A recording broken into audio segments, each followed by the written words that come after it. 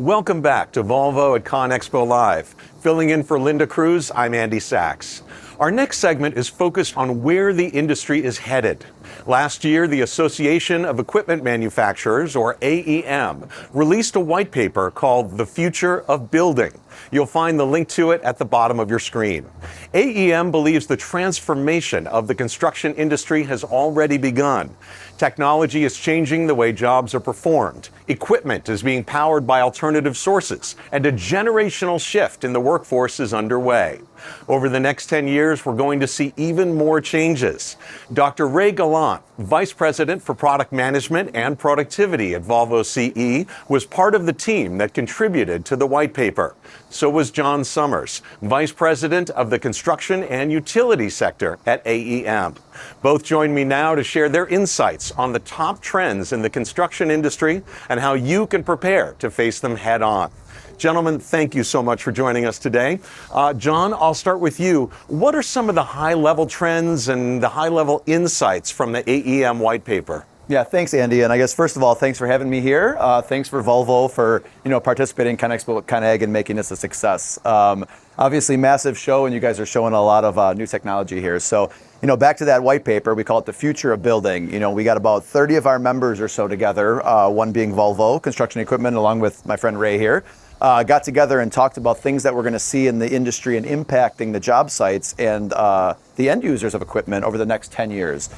We started with that. It got to about 35 different trends, all the way from some of the stuff we'll talk about today, alternatively powered equipment, the pathway to autonomy, as we called it, all the way up to like 3D printing buildings, right? And we were like, maybe that stuff's a little too far out. So we kind of whittled it back down to the top 10 trends that all the contractors and equipment end users here could see at this show. Then this was about a year ago we released it. And we looped those 10 trends into 3 different areas. One was environmentally driven transformation. The next one was kind of basically the trends that will transform the actual job site, and then trends that'll transform the contractor's business. So I think we'll take those first 2 buckets and really focus on those, because Volvo pretty much hits on all of them in their booth here. So the first one, the environmentally driven transformation, there was 3 different trends in that.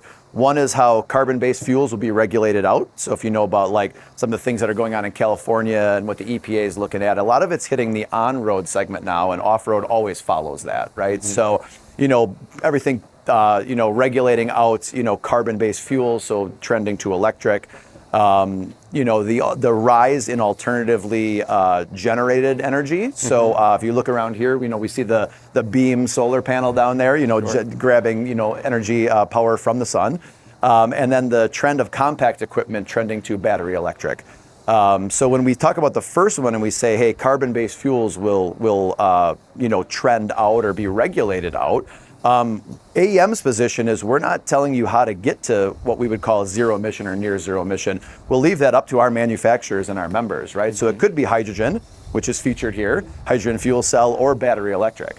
Then you go to the next one and you're thinking about like, how do we best use, alternative energy in equipment? I know Volvo features a lot of their smaller compact machines, the compact excavators, and wheel loaders are battery electric, and then they have the charging solutions here as well. So, that's kind of that first bucket. And the second bucket, I'll focus on one of the trends in there specifically. That's the pathway to autonomy, we called it. So, you think about autonomous cars on the road and there's no driver. I think we have a little ways to go before the construction industry gets to that. But the steps to autonomy and, some of the automated features that would just take an inexperienced operator and kind of take the control a little bit out of their hands, whether that's grading or driving of equipment, avoiding obstacles and everything like that. So I think there's a bunch of key things we're seeing at the show, and a lot of these, attendees and customers are seeing this stuff for the first time.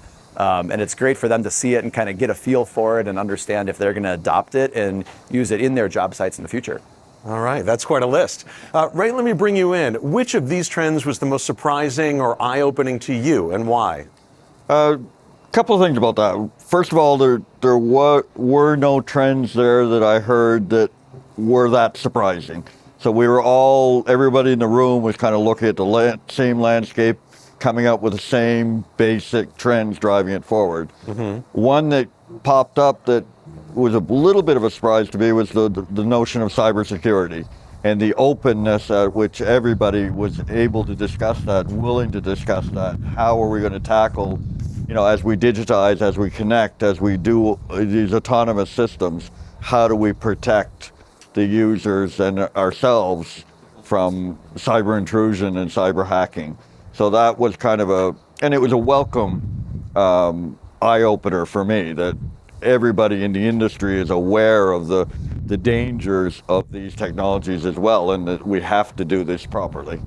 Absolutely. So, John, some of this might feel a little overwhelming to our viewers. We're talking new ways to power machines, increasingly advanced technology, autonomy itself. Is this stuff a great opportunity or maybe a little scary? I think if you go into it thinking like, hey, there's a lot of new stuff here, let's do it all at once, of course it's scary, right? I mean, anything that you haven't really had an experience with or kind of eased into might seem scary, but you have to look at the long run opportunity, right? So if an end user thinks, hey, what are the biggest challenges in my business, or what are we not efficient at? And go and find that solution that will impact that one thing and just take it one step at a time. And there's a lot of good, analogies for this, and, you can't boil the ocean all at once, eat everything all at one time. So it's like, take it in little pieces. So some of that might be, the price of diesel went up. How can we, offset that by maybe investing in some electric equipment?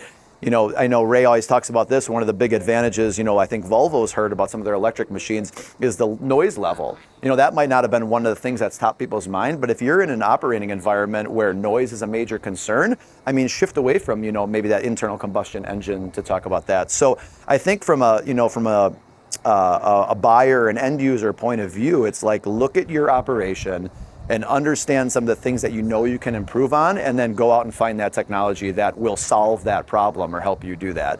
We always talk about, everybody talks about, the labor shortage and the workforce problem, not just in this industry and everything else, but if the contractors are bringing in inexperienced operators, it's like, how can we automate some of the features of the machine?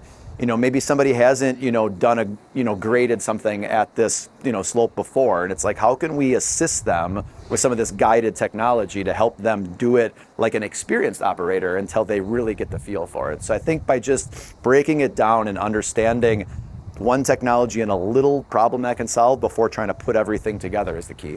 Got it. Hey, Ray, you often speak at trade shows and association meetings about how the world is changing and how the construction industry is responding. What are some of the most common questions you hear from your audiences? So there's a lot of questions about the speed and the rate of adaptation of these different technologies. How quickly are we going to be able to convert? And you start having discussions about charging systems and, how are we going to get charging out to the sites and remote sites or roadways or whatever. So that's probably the most common concern. To back that up, however, we're also seeing a lot of shift in people's attitudes towards that. So they're seeing the opportunity, they're grabbing that opportunity, and especially when you consider these are very different technologies, and it's the first time that I'm aware of that the technologies are converging, and that opens up tremendous productivity opportunities for the customers. So it's not only communicating and hooking all the machines together and running some autonomous systems, it's different drive lines, it's different noise characteristics, it's no emissions. All those things are coming at the same time in these systems. So it's really tremendous for the customers and all right, Ray, consumers. I'm going to stay on you. I look around the Volvo booth behind us. I see a number of products related to the trends in this white paper. We're talking electric machines, job site connectivity, the LX03 autonomous loader we featured earlier today, even a hydrogen-powered machine of the future. So those products seem to suggest that there's a wide variety of paths forward and no single solution can address all these trends. What are your thoughts? I think you hit it on the head. I do a lot of presentations, as you mentioned, and that's always one of the themes of my presentations is there is no one right answer, there is no one technology. Everything has a place where it fits, and not everything fits everywhere. So it's a matter of us and our customers figuring out what is the best fit, what are the advantages, and grabbing those opportunities, as I said. So And because of that, it's a very exciting time to be in the industry because a myriad of solutions, and we're finding customers coming out with new applications that we'd never even considered because of the characteristics of these new technologies. Right, it's an exciting time. So, John, AEM puts on ConExpo, ConAg, so I have to ask you while you're here, how do you think the show is going this week? You know, my answer to this is always, we ask our members and the exhibitors, how do you guys think it's going? Because it doesn't matter for us, right? It's all about the experience of the exhibitors and our members here. So I've asked that question to probably no less than 15 companies around the show, and they were like, we're super busy. Everybody is so happy with the way everything's going. All the attendees here are just so glad to be back together. I mean, 2020 was weird, right? And we were here. Yeah. We were here in Las Vegas, and we kind of shut down the world almost, right? So, I mean, it was basically that, you know, we're all back. The industry's rolling. Everybody's doing stuff basically as fast as they can. They're all looking for those new solutions. So it's the largest ConExpo ConAg to date in terms of square footage. We're over 2.8 million net square feet. And we can expect over 130,000 attendees here. So rumor is we hit that. So I mean, if you look around the aisles here, I mean, everything is really busy. I had a comment from an indoor exhibitor yesterday, and I said, "How's everything going?" She said, "We've been packed since 9 a.m. yesterday." I go, "That's when the show opened." She's like, "Exactly." So I think everybody's really happy with the way things are going. The industry's in a good spot. That's great, John. And just to wrap up the last question, I can't resist asking quickly, looking again toward the future, because we're all about the future in this conversation, any predictions on what we'll see at ConExpo ConAg 2026? So I think, if you look around the show now, you'll see a lot of, what you might be calling a prototype or some of the newer technology. I think a lot of this stuff will be more feasible. I mean, especially as we get into some of the hydrogen machines, I know one of the comments that's made with that is just the hydrogen infrastructure to support it. So I know with the Infrastructure and Jobs Act, the funding in the US, a lot of that's going towards building out that hydrogen electric infrastructure. So I think some of these technologies that you're seeing here will be more applicable to more customers at that point, as the support gets built out. And I always like predicting the future, so I could probably talk about this all day. But I think a lot of this stuff is pretty new, and I think that as the like Volvo and other exhibitors here get feedback from their customers, because that's what you use a lot of this event for. I think there'll be some changes and some tweaks made to things, and I think we'll just see everything continue to progress the way it's going. Great. So I don't anticipate the world or building or the need for updated infrastructure slowing down before 2026. So we'll still be here. Okay, excellent. Gentlemen, thank you so much for your insights. Folks, understanding these trends helps contractors and others out in the industry prepare for a very different future ahead.